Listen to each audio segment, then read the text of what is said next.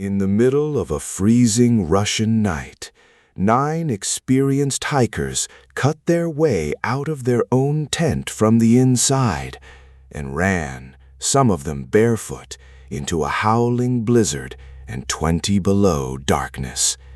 Whatever they were running from, they chose the cold over staying inside, and not one of them survived to say why. When searchers finally found them, the scene made no sense. A tent slashed open, tracks in the snow, and injuries that experts still argue about more than 60 years later. This is the Dyatlov Pass incident, maybe the most debated wilderness mystery in the world.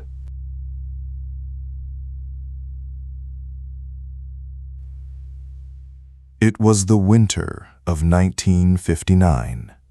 A group of 9, mostly students from a Russian technical university, led by a young man named Igor Dyatlov, set out on a serious winter trek through the Ural Mountains.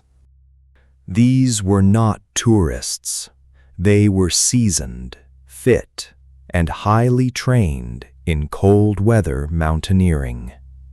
This route was difficult, but well within their ability.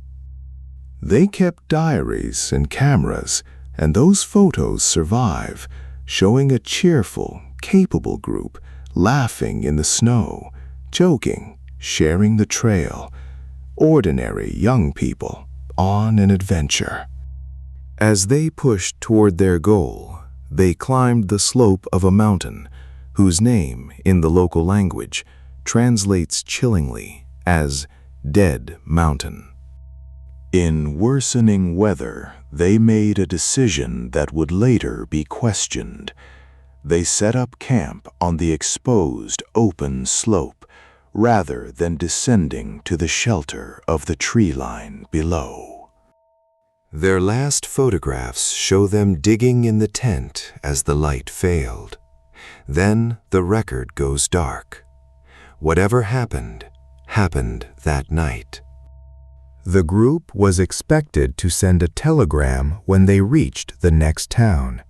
When the date came and went with no word, friends and family raised the alarm. A search party set out, and when they reached the campsite on the slope, they found the first piece of the puzzle: the tent. It was still standing, partly, but collapsed and half buried in snow.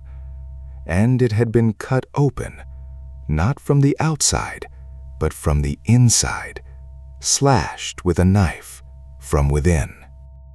Everything the hikers needed to survive was still inside. Boots, coats, supplies. They had left it all behind and fled into a lethal winter night, barely dressed. Leading away from the tent, down the slope toward the forest, were footprints in the snow, some of them made by bare feet or feet in only socks. 9 sets of tracks, walking, not running in panic, but walking down toward the tree line until the snow covered them. At the edge of the forest, beneath a lone cedar tree, searchers found the remains of a small fire, and near it, the first of the hikers. Branches on the cedar were broken high up, as if someone had climbed it in the dark, perhaps to look back at the tent or to gather wood. Their hands showed they had fought to survive the cold. 2 of the group had died there by the fire of hypothermia. Others were found on the slope between the cedar and the tent, as if they'd been trying to climb back up to the shelter they'd abandoned. But the last 4 were not found for weeks. They were discovered much later, buried under deep snow in a ravine, further into the forest. And it was these final 4 that turned a tragedy into a genuine mystery, because some of them had suffered severe internal injuries, massive fractures, the kind you'd expect from a car crash or a great fall. Yet, strangely, several of them had little external damage to match. Powerful forces had struck them without leaving the obvious marks you'd expect. The investigation was intense, and then, abruptly, it was closed. The official conclusion was vague to the point of frustration.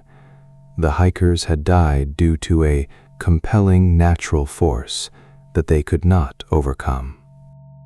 The case files were sealed, and into that silence rushed decades of theories, each trying to explain the unexplainable.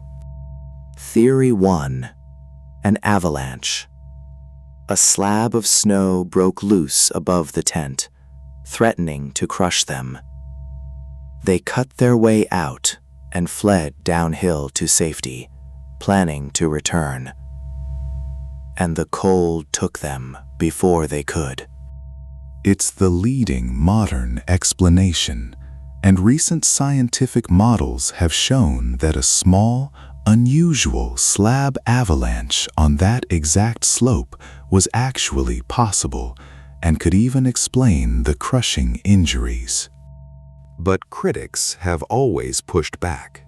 There was no obvious avalanche debris at the site. The slope's angle seemed too gentle. And why flee so far, so underdressed, and not come back once the danger passed?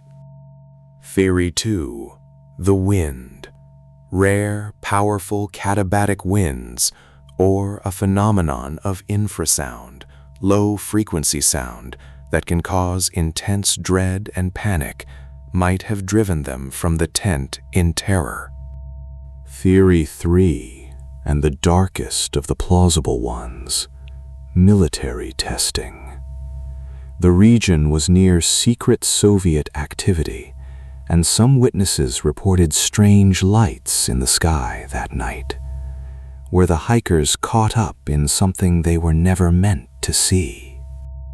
And then there are the stranger claims, the ones about things in the dark, forces with no name. Most researchers set those aside, but they persist because the official answer explains so little. Here is what everyone agrees on. 9 capable, experienced people who knew exactly how deadly that cold was, chose to cut open their only shelter and walk into it anyway. Whatever was happening inside that tent, they judged it more dangerous than a barefoot night in a Ural blizzard. That single decision is the heart of the mystery. The photographs remain. 9 young faces, smiling in the snow, days before the end, full of plans, full of life. And the mountain remains too, with its grim name and its bare, wind-scoured slope, keeping whatever it knows. Modern science may have finally offered a real answer in the avalanche, but for many, the file will never truly close, because the terror of that night can be modeled but never quite felt by anyone who wasn't there. 9 people ran from something into the dark, and the dark kept them.